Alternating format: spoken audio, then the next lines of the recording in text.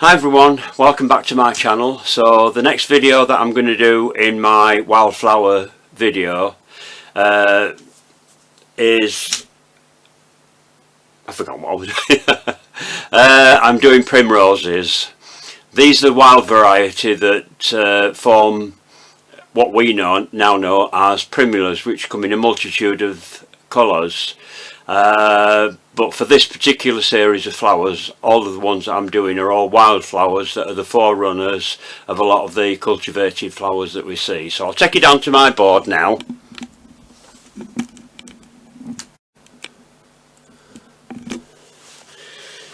Right, so the cutter that I'm going to use for this, I'm going to use two cutters actually. I'm going to use the tiniest of the calyx cutters, and I'm using a small primrose cutter. This is actually a 6-petaled one, which I have in a larger size as well, but I'm going to use the small one. A primrose actually has got 5 petals, but I couldn't find my 5-petal one. I have got one. So I'm improvising with this, because a lot of people looking at the flower wouldn't know the difference unless they've actually gone close up and they know a lot about flowers. They may know, but I'll show you one of the ones that I've already coloured. So we've got one here that I've already coloured, if you can see that. I mean, they are a bit tinier, these, but a lot of the wildflowers are quite delicate. And the leaves to go with that, this is one that I've coloured, which is a primrose leaf. Now I'm going to use the same colour for all the bits and pieces that I'm going to do here. So what I've done is I've coloured some paste here in a pale yellow colour. It's sort of almost a creamy colour, because they are very pale, our primroses. So this is the colour that I've used. I have used quite a strong yellow, but I've a tiny bit in. I ended up having to put some more white into it to make it as pale as it is. So I'll just take some of that off, because I don't need very much of this. Now I'm going to show you two different ways of doing it. It depends on whether you want to do it like I've done there for putting on a cake, or whether you want to do it botanically correct. So what I'm going to do is I'm going to get some green out as well.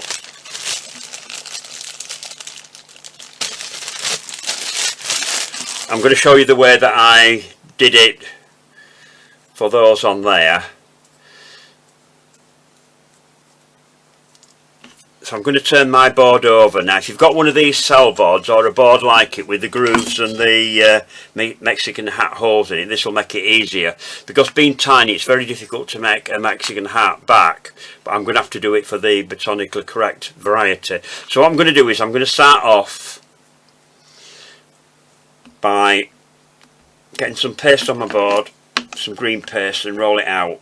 And I'm going to do it like the last flower that I did, where I made the calyx first on this particular variety.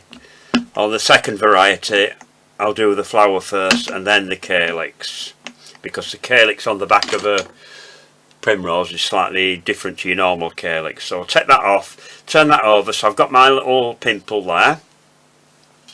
Get my calyx cutter, make sure that that's in the centre, and cut that out.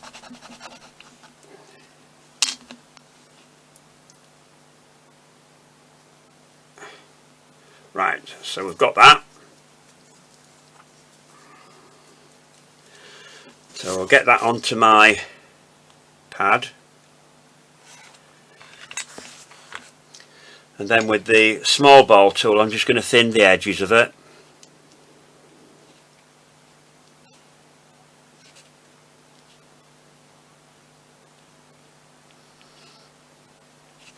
Like that. And then what I'm going to do with the small end, I'm going to go into the centre and I'm going to make a dint in there to start off with. And I've got a thin green wire that might be too thin. This is a 28 gauge wire, but they're very small, these flowers, and very lightweight, so a small wire is fine. Now before I put that wire into there, now I'm going to put the wire in first. Now there are stamens in the centre of these flowers, but they're right down in the centre, so for that reason I haven't put any stamens in, because you can barely see them anyway, so there's no real need, unless you'd been botanically correct for a competition, to go down that road. So you pull that wire down into there. Sorry, I've gone out of shot again, haven't I? Pull that wire down into there and then just roll the back a little bit and bring the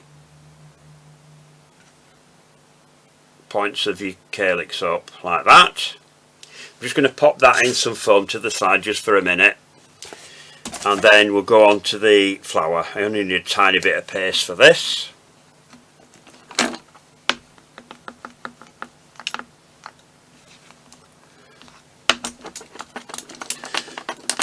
Roll it as thin as you can. They are very delicate, these flowers. There we are. And then cut out the flower.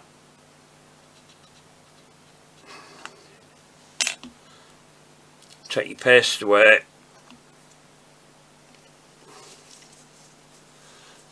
That might be a bit difficult for you to see on here because they are very pale. I need my palette knife. Here we are. Get my little palette knife underneath. Then that can go onto my pad. And then again with my small bowl tool. Where's it gone? There. Thin round the edges, and I'm stretching the petals out a little bit here. So I'm going from the bottom and going upwards all the way across the petal.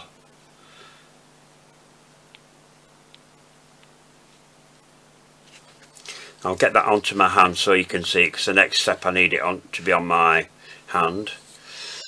There we are.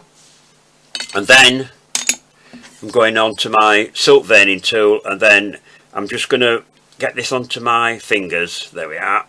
And then go across it and widen the petals slightly with the silk veining tool. Let's turn that around that way.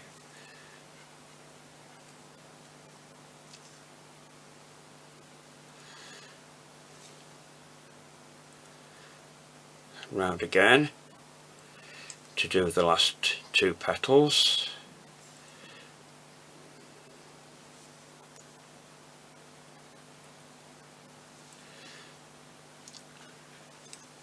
And then forget my calyx, my glue. Put some glue on the calyx like that. And if you get your flower,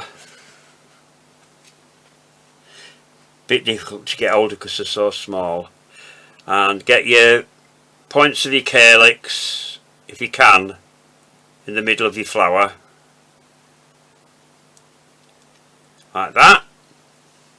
And then with the small end of your ball tool, if you go into the centre, keeping your fingers under the back of the calyx, just to hollow out that centre, that bit there in the centre of your flower, and then bring your petals up like that. Now at this stage what I do is sorry, I've gone out of shot again, haven't I? So holding the base of your petal, go into the centre with your small ball tool and open that out so you've got that hollowed out centre. Bring your petals up and then put that upside down into a piece of foam to dry. So then you finish up with that. Okay? Right, so we'll get rid of that. So now I'm going to show you the second way of doing it if you want to be botanically correct. Just get rid of that glue out of the way. Remember to screw the cap on your glue. My students were terrible for knocking the glue over and spilling it all over and having to have refills all the time. I'm just going to put a little bit of white fat just on there again. So yellow paste into the Mexican hat hole this time.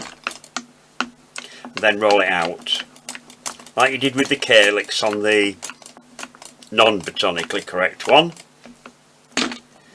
Bring that off,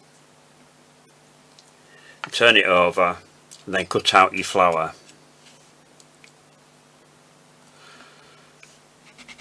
Now at this stage I'm going to do exactly the same as I've done with the other one.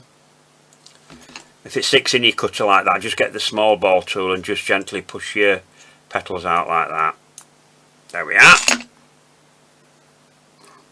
Then you can go on to your pad. Just get rid of that yellow because we're beginning to finish with that. Put that back in my bag.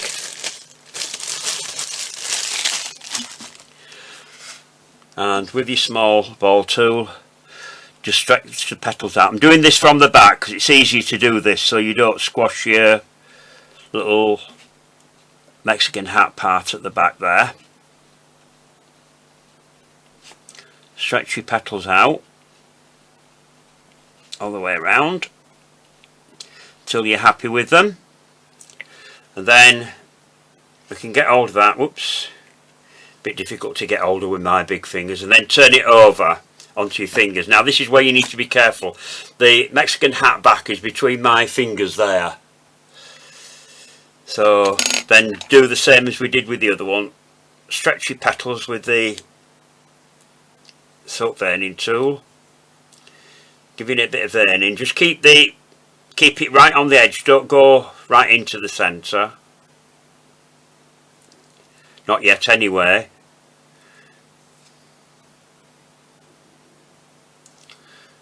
And do the same with all of your petals, getting a bit of veining into it. This just makes it look a bit more realistic when you do this.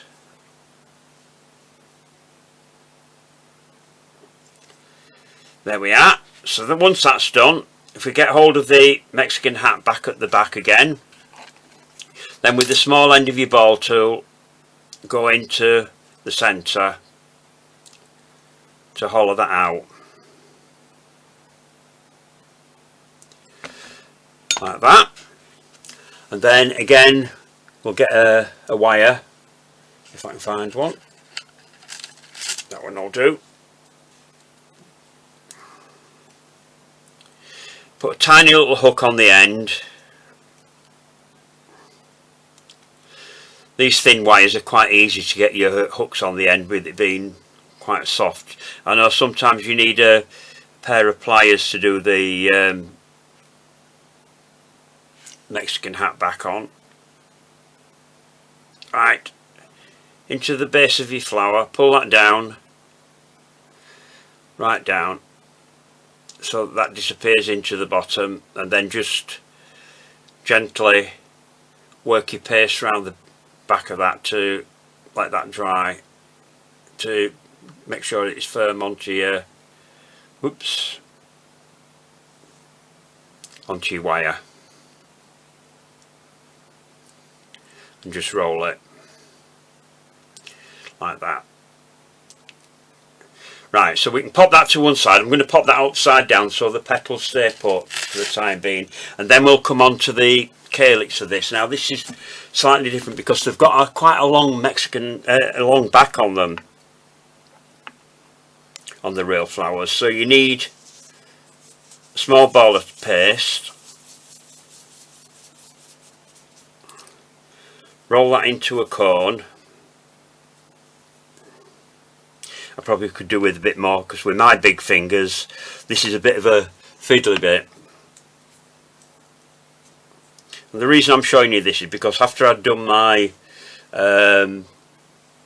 primroses, I looked them up mainly for the colouring part of it, and that's when I saw that I remembered that the back of them was quite narrow. So roll that into as thin a cone as you can get it at the back, and then between your finger and your thumb go around. Now you might find this too fiddly to do, but unless you're doing a competition it doesn't really matter because nobody's going to look at the back of your flowers, because once you get them all together with the leaves round you're not going to see the backs anywhere.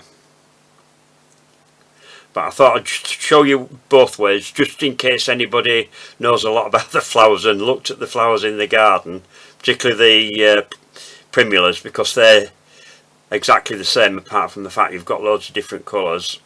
So then that one goes onto your board.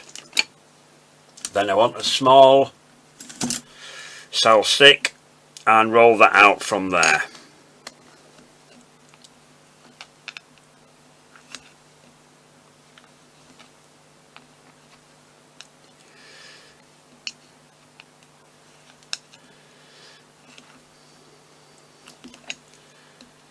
All the way around. Right, so once you've done that, get your calyx cutter over your Mexican hat back, make sure that that's central, and cut out the calyx. And again, if it sticks in your cutter, then just get your small ball tool in, or a brush handle or anything that you've got to hand, and push that out. So what we've got is the calyx with quite a long back on it. If I just turn it sideways that way so you can see, it's like a witch's hat with a pointed top on it. Right, we'll get rid of that paste because we don't need that anymore. Now the next step you need to do for that is to hollow out the centre. So you want the pointed end of a cell stick or something like that to go into there and push that up. So the calyx wants to come quite well up.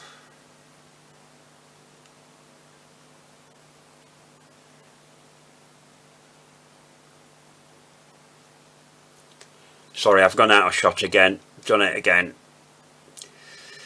So bring it quite well up like that. So the calyx looks like that. Right, so the next step now is to put some glue in the centre of that.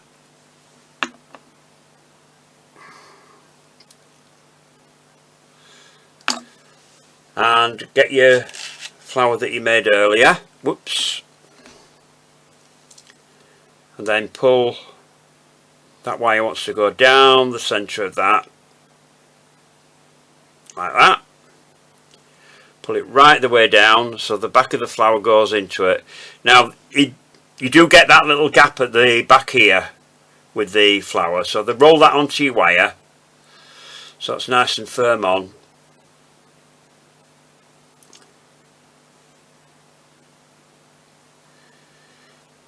Now if you want to, you can put some grooves into the back here. I'm just going to go in between the calyx there.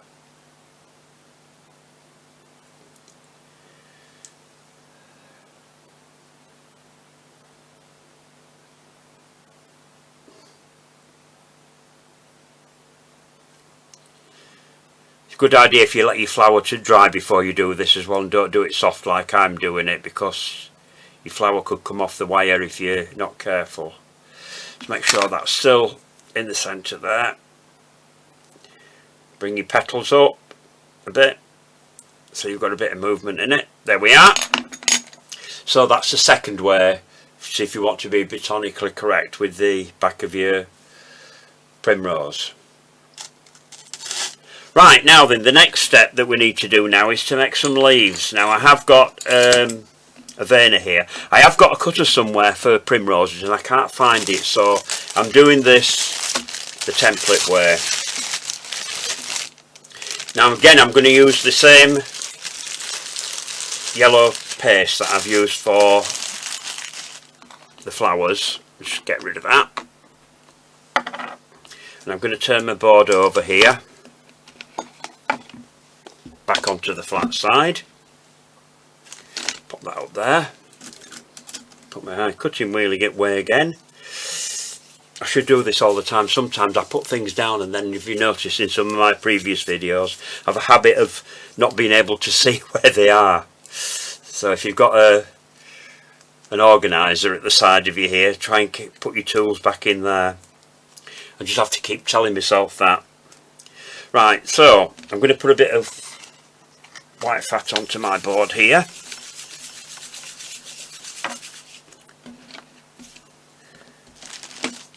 And roll the paste out. I'm only going to do one leaf here. So what I'm going to do is I'm going to show you what I did to make smaller leaves and how I did the original size. So that's a life-size leaf that I've got the Verna for there. Don't roll your paste too thin either. They're quite fleshy, are the leaves on Primroses. Then if I just get you, if you've got one of these rolling pins, if you haven't got one of these, do it on the groove side, on the other side of your board. But don't forget to take your paste off the board and turn it over so you can see where your ridge is before you do it. Because if you try and cut it out while it's still in the groove, you can end up with them being a bit cockeyed and going offside. So what I'll do is just gently just lay that on top of my groove, getting your top and your bottom lined up. Then get your cutting wheel and just cut the shape out. Now whenever you do leaves this way, you'll always find that your paste is too big for the Verna that you're using. So just go back around that again once I've got my line in there. Make sure I've got that properly cut out. I'm just rounding that off a bit at the top as well because they are quite round at the top. Cut that out, take the excess away. Now before I put that in, if I try and put that in my Verna, that hangs a bit over the edge of the Verna. So I always take a slither of paste off all the way around before I put it in the Verna. Before you thin your edges, because it will stretch it a bit as well when you do your thinning your edges.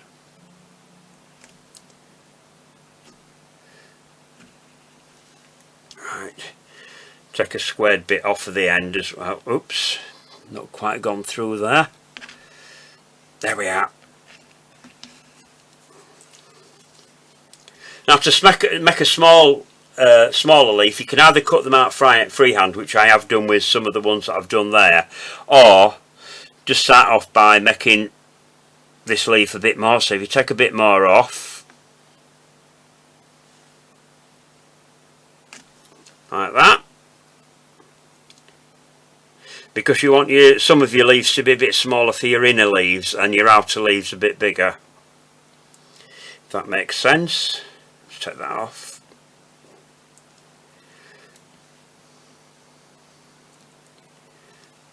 There we are. And I'll just cut that across the bottom there, make that a little bit shorter.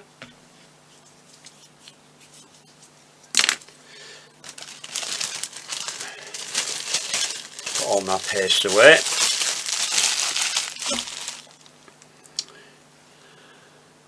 And you want now if you're doing the bigger leaves, I haven't put a big enough wire on my leaves, so if you find that they're bending too much on your leaves when they get to the large one because of the weight of them, you just use a thicker wire. So I'm using a 28 gauge wire here, but you could go up a bit with that. So that you want that to go up your central ridge.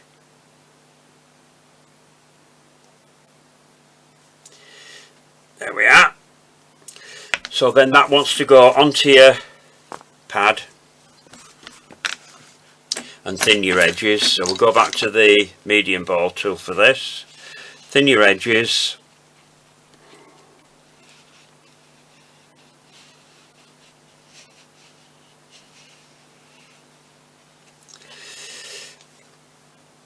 There we are.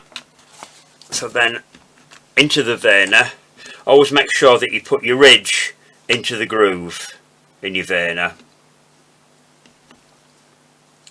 and pop this on the top.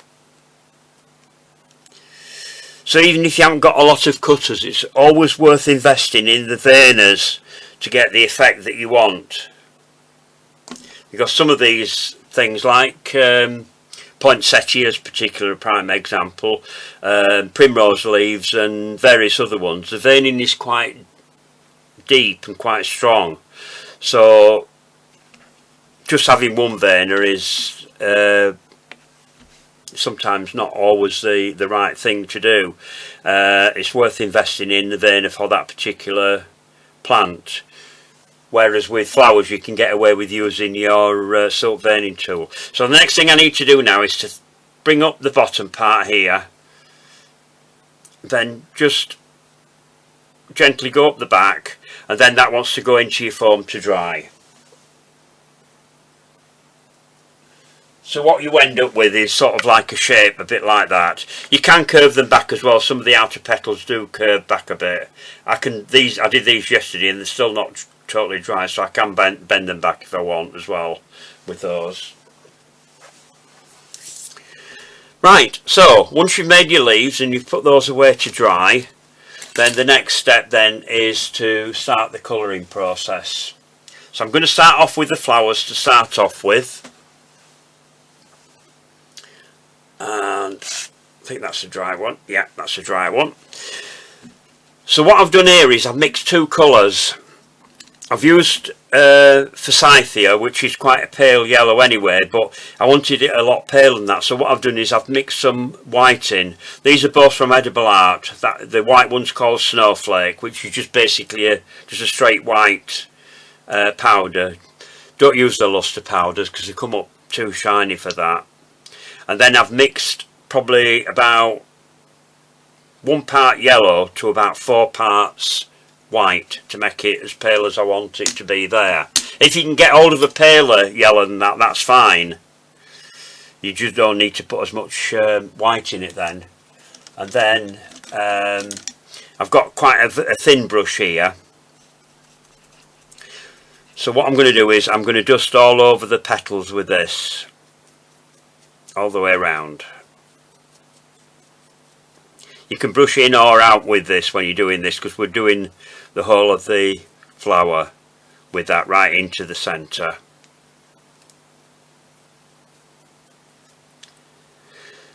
Right, so once that's done, just get rid of that one out of the way. I'm just going to dust the back before I get onto that. So I've got some ginkgo green here, and I'm just going to dust the calyx on the back before I go on to the next bit, because I'm going to paint the centre on these.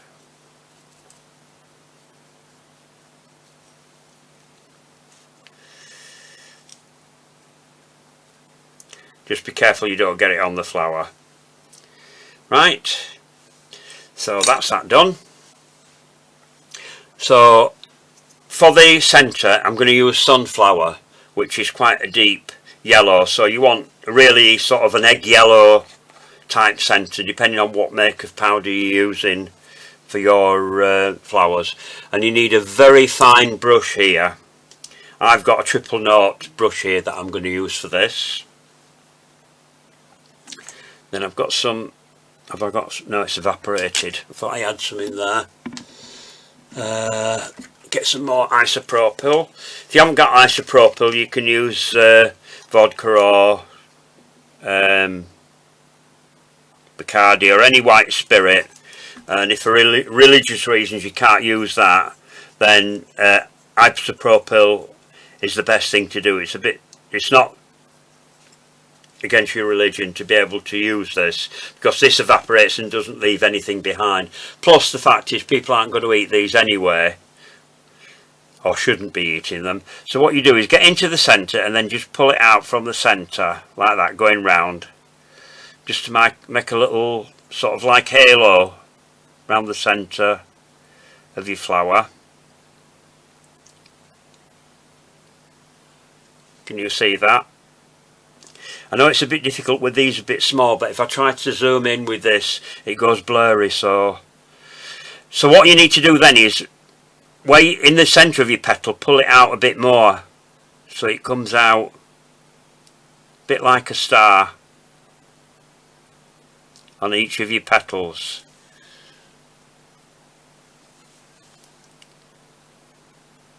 If you're watching this on full screen, you should be able to see this better. Better still if you can get it on your TV, it's even bigger screen then.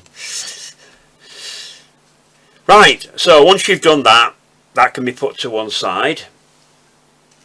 So we'll go on to the, I'll just get that to one side. I always use my lid as a palette because you can leave that to dry now and then you can reuse that again by putting some more liquid into that and reconstitute it, so you're not wasting anything in that. You're not washing things out and cleaning them out every time. Apart from your brushes, obviously those you do need to clean every time. So I always keep a little bit of isopropyl in a separate bottle to clean the brushes from that or from the glaze or whatever else I'm using.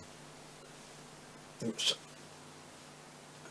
Right, so I've got a leaf here. This is one that's dried. And I've got a bit bigger brush here, a bit larger. And go back to my ginkgo.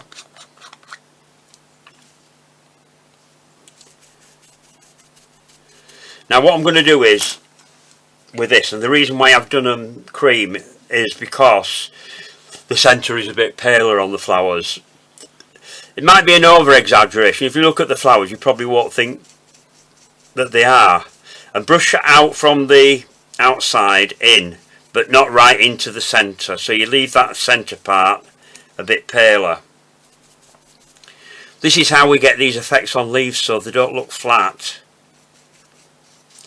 So in nature they probably look green all over, but if you don't put shading into them, then they can look very artificial. Of course, because I've used a green wire, it can show through on these lighter coloured pastes as well, so you need to be able to cover that over. So pull it in, leaving a section down the centre with no colour. Turn it over and then brush all over the back.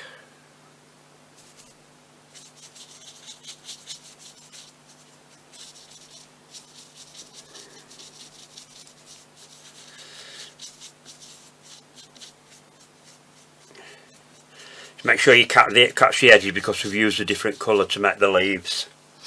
Then turn that over. Then the next thing I need to do now is to varnish that. If you haven't got the varnish, then obviously steaming is the next way, but you've got to steam them and let them dry, and then steam them and let them dry until you get them how you want them to be, with a bit of a sheen on them.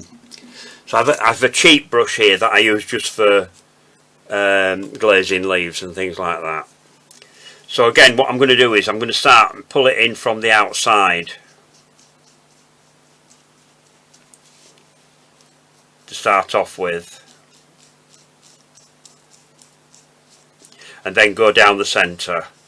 Now it just pulls some of the colour in, so it sort of makes it a bit more green, but it's still got that lighter effect in the centre. So that's your varnished leaf. So we put that to one side to dry. The wires on those are a bit thin.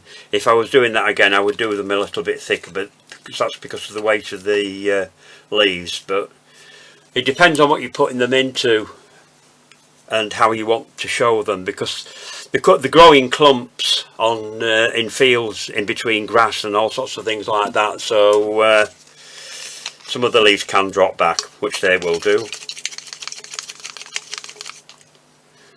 Don't forget to clean your brush when you've done your varnish, otherwise if you leave them to dry they go stiff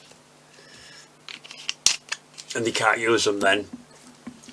Right, so if we get rid of all that, let's get rid of that brush, get rid of that paper there, and I want some Semtex. Have I got some already cut here? No, not enough there. I'm going to use full width for this because you won't see it. It doesn't really matter. It's not like a spray where it needs to be thin if you're putting flowers and leaves together on a stem. This is all going to be in the shape of a bunch, really. So I'm going to get all my flowers out and all my leaves.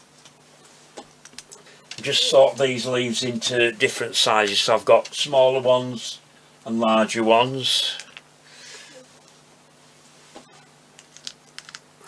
all different sizes.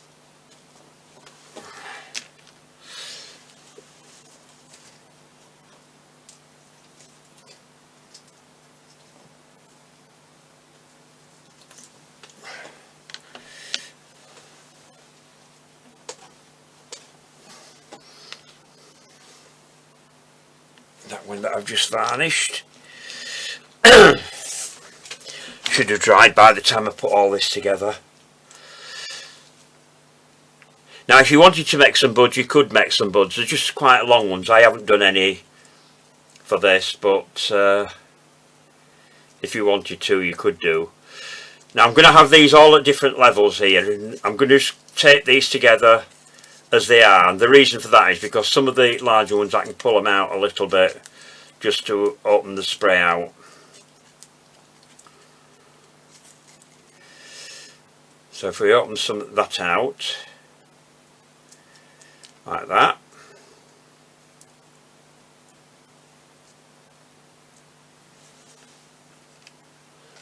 I've got another one there that I've missed.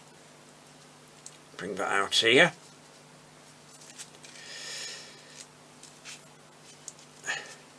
Flowers don't grow straight, they do what they want to do. I'm just going to bring my camera up, sorry, I've done it again, I'm gone out of shot. So all I've done is I've just put them into a bunch and then just opened them out as you want them to show you a clump of flowers that you're going to do. We'll just straighten that wire up a little bit and bring that down a little bit. Can probably pull that one out. No, not that one.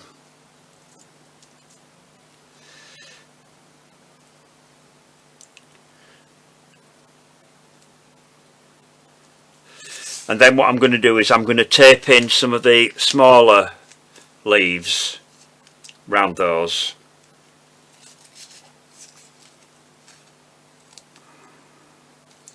Underneath the flowers.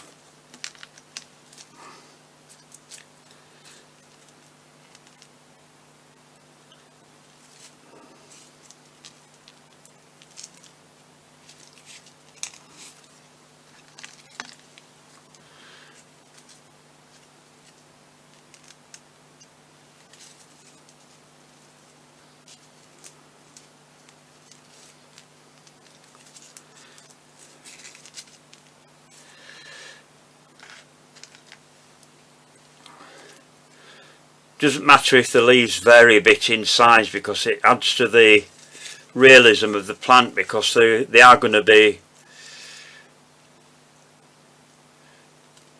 a bit skew with, because I've got one a bit bigger there, look. Oops. Put that in there.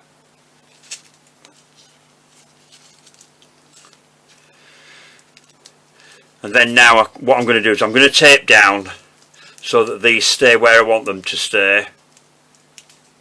And there's one of them, I haven't dusted the back on that. Never mind. Not going to be seen.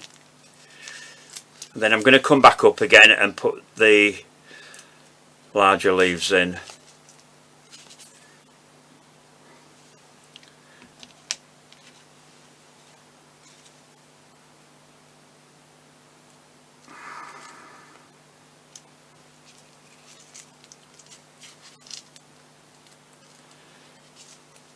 Oops, I think that one's had it.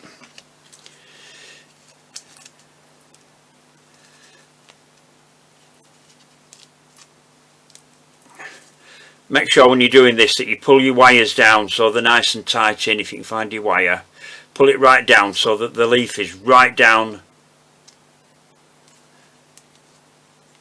to the bottom. that helps to stop your leaves from moving around. That's the one I've just varnished, so it's just slightly a little bit sticky.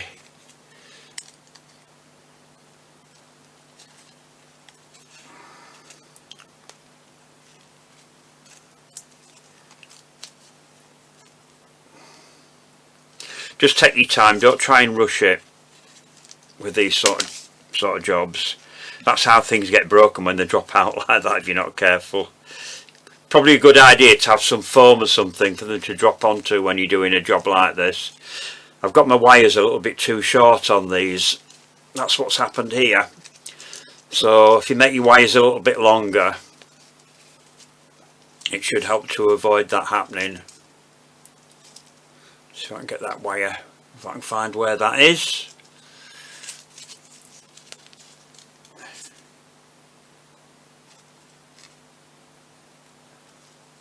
Wherever it is.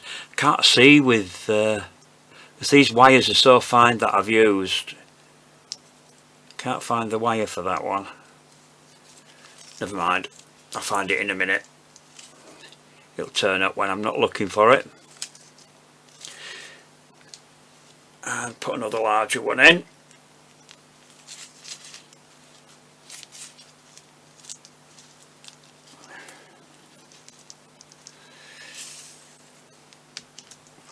And that one.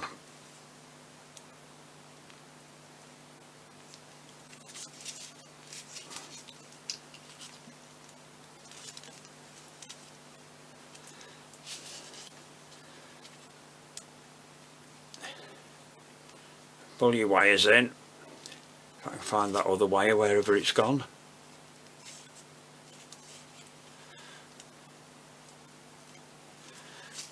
And tape down. Once you've done this, you can adjust them. I mean, if I was putting this on a cake, they're going to be practically flat on the cake anyway, so it doesn't matter about them dropping back. But as I say, it's a good idea probably to use a slightly thicker wire for your leaves, because they, with them being quite large, they can be quite heavy with your paste being thicker. Get down to the bottom with that. And there we are. If I just get them in my hand like that, I can rearrange those.